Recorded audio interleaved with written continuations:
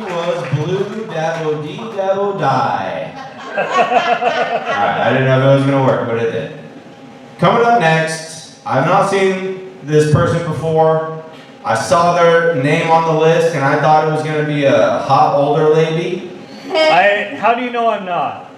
I stand corrected. It could still be a hot older lady. It's PJ the Coug, everyone.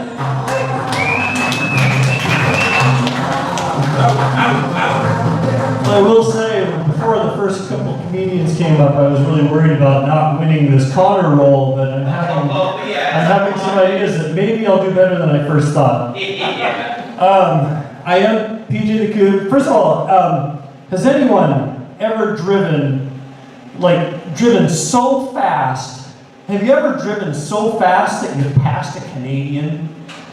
I have a Corolla. My car doesn't go that fast. I am PJ the Coug. My pronouns are dude and bruh, which I think translates to man whore. And to be fair, when I was in college, my nickname was Easy Big Fella.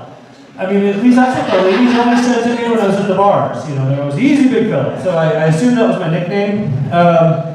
I did go to Wazoo. I have 2 liberal arts degrees from Washington State University, which means I've done a lot of cooking.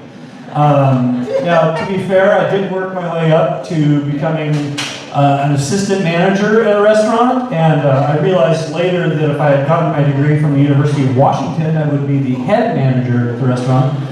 But, or if I'd gone to Western, it would be like the onion ring specialist at Burger King. So, that's not fair. I don't even have a Burger King where I live.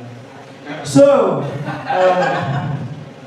has anybody seen Sinners?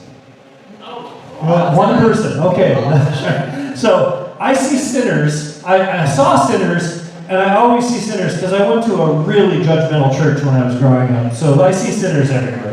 So, speaking of judgmental churches, I was raised in the church, and hold on to your butts if you are super sensitive about faith. But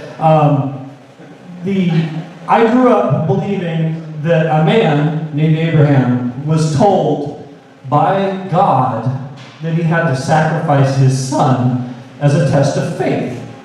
I have 5 children. I have 4 grandchildren.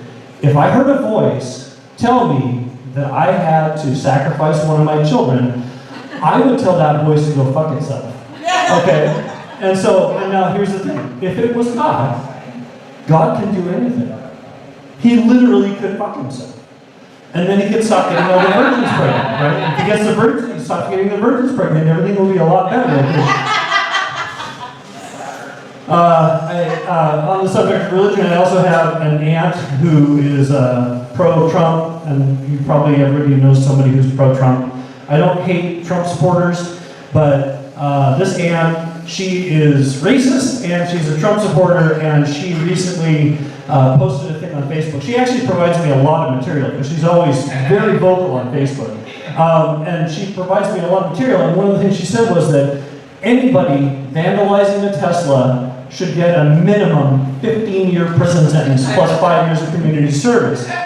And I thought, that's really weird, because there are vandalism laws already.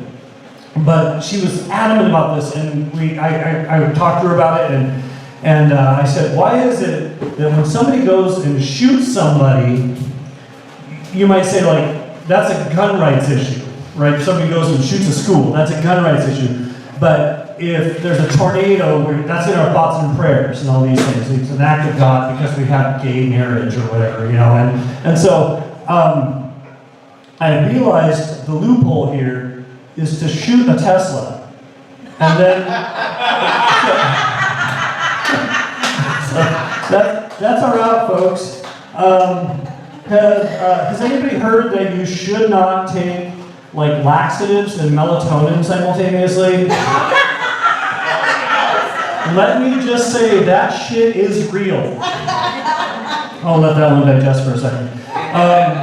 On that subject, about 30 years ago, I was diagnosed with type 2 diabetes, and, 25 years ago, I'm exaggerating. I was diagnosed with type 2 diabetes, And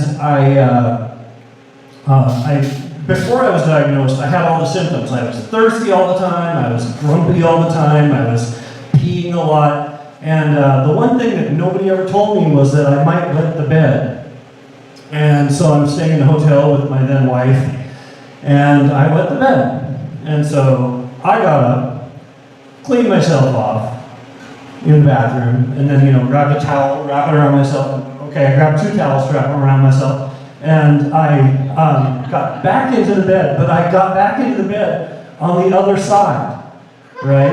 Okay, because that's that kind of guy I am. And so she rolls over, and you know how dogs pee on things when they want to claim ownership? Well, so anyway, she rolls over, and in the morning I'm trying to figure out, like, okay, how do I tell her that I went to bed? And I'm really trying to work up the courage to do this. And she got up and she said, "Man, you were sweaty last night." And I said, "Yes, I was." Hashtag divorced for a reason. Let's see. My ex-wife and I, we've raised a lot of children together. My second youngest daughter, when she was about 3 years old, she was in a ball pond at a McDonald's.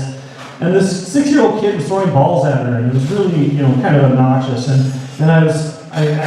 she was crying, and I was trying to tell her to come out. And I was like, "Okay, honey, come on out. Some people aren't paying attention to their children over here, And he was good stage whispering. I'm from Seattle, so the passive aggressiveness was natural. So anyway, and she gets to the entrance of the ball pond, and she's looking at this kid who's throwing balls at her, and he's like, "Yeah!" And she has eyebrows like Jack Black, and she got this look on her face, and she leaps at this kid, knees first, and just crashes into him. And he's like, "Ah!" And my first thought was like, "Great shot!" But I can't encourage that behavior. So it's like, "Oh no, come on out. We don't do that. We don't treat other people's kids like that." So that's all I got for tonight. But thank you very much. And I would wish you a happy Memorial Day, but that seems a little awkward. So thank you all for choosing being here over spending time with friends and family.